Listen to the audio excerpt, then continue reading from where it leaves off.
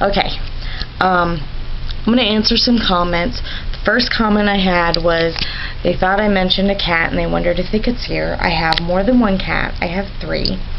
And I brought snacks, so they'll all be in the same room because I'm smart. So I am going to throw the snacks and then we'll introduce you to my cat. Okay. They go nuts for these. I love these snacks. Okay. Okay. I just throw them on the floor. They'll clean it up. Okay. So right here is my cat, Shay. And he's a boy. And he is 2 years old. And that over there is my cat, Sheenan. And she's a girl. And she's like 1.5 years. And this one right here is Aoife. And she is 1 year. And she's a girl.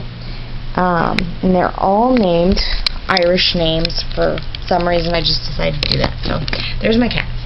And I'm going to move on quickly because I keep running out of time. So next comment is, okay, first of all, where can I find recipes? Can I make my own recipes?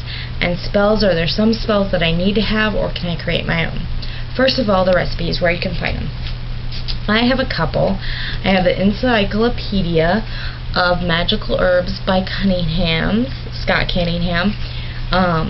It's really good because it has the picture of the herbs, what they sort of look like, and it can tell you whether they're poisonous or not, and what their magical uses are. It's more of a magical use book, but it does tell you,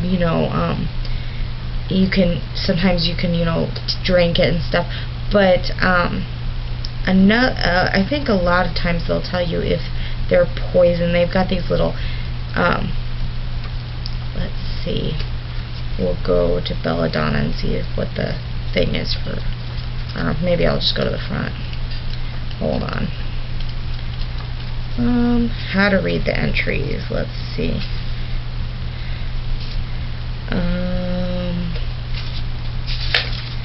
I believe the word poison appears if it's poison and should never be used internally or applied to the skin. So that's kind of nice. You need to know that because you don't want to put something on your skin if it's poison. But my favorite book is The Green Witch Herbal, which is my absolute favorite book. I've trouted about it millions of times. It has recipes. It has what to do for earaches, what to do for children, what to do for digestion. It has menopause remedies, skin, eyes, all sorts of things. Anything you can think of, you can use. I use it all the time. So that's really good. Can you make your own recipes? Again, if it's magical, yes. If you're going to ingest it or put it on topically your skin, I would say don't do it because you never know how herbs are going to react together, or if they're poison, or if they might be poison. If you take them internally but not applied to the skin, you should really go to an herbalist for that. If it's magically, yes, go ahead and make them. You can put, if you're making a dream pillow, go ahead and put lavender and jasmine together. They're not going to hurt you.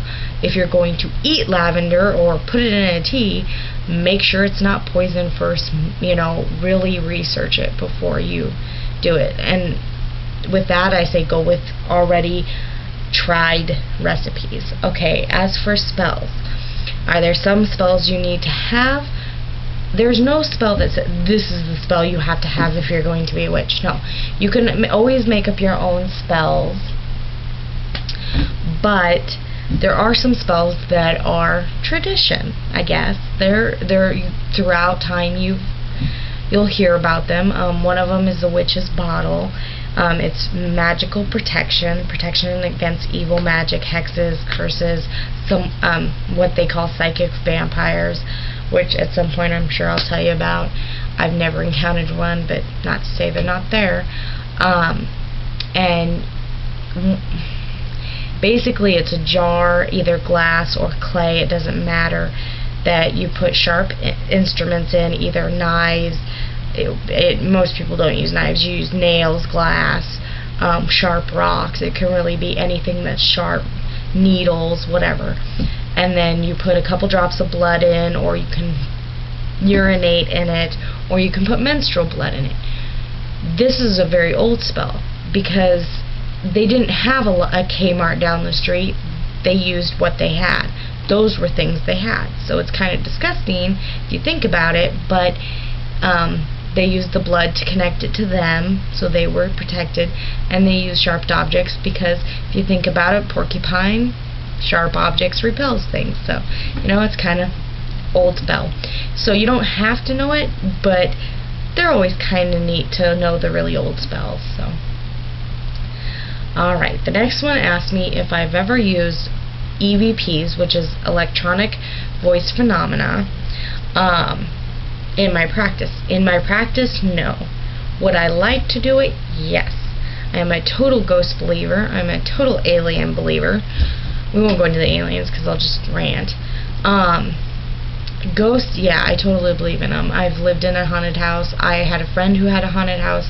I lived in Kearney, which has multiple haunted sightings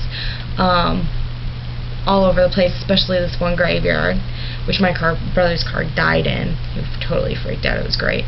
But anyway, I would love to use it, but I can't afford to get the kind of electronic recorder that I would like, the one that doesn't need white noise. They have ones that it just picks up sound. It doesn't need white noise to pick it up. So with a lot of recorders, you have to have something going in the background, either static on the TV or air conditioner, fan, something that, so, and this one doesn't, and I can't afford it because I'm poor. So, but in my practice, no, I don't use it as a rule. No, just as a hobby because I love to search out ghosts. And then my last question asked me to explain about witchcraft and voodoo. Okay, I'm going to try this, make this simple. Okay, in Wicca, there's Wicca and there's witchcraft. They don't have to go together. You can be a witch and not a Wiccan. You can be a Wiccan and not a witch. The Wiccan part is the religious part. No matter what kind of Wiccan you are, if you're eclectic, Gardanian, or whatever, whatever branch you are, that's the religious part. Witchcraft is the actual spells part. You can be a religious Wiccan and not do any spells, not do any of the magic. And you can be someone who uses magic but doesn't believe in any of the religion. So it can go either way. Same with voodoo. Voodoo has two sections. There's voodoo and hoodoo. Voodoo is the religious part of it, and hoodoo is the magic part of it. And just like with Wicca and witchcraft, they don't have to go together. As a matter of fact, most of the time they don't go together. Voodoo, a lot of times I think, does use magic, but they don't have to as a rule. And since I'm not a voodoo person, I can't really answer any more questions about that. If you want more, I would say research. If you want me to tell you, let me know what you want to know about voodoo and I will look it up for you. Alright, I hope you have a good night. I'll see y'all later. Bye.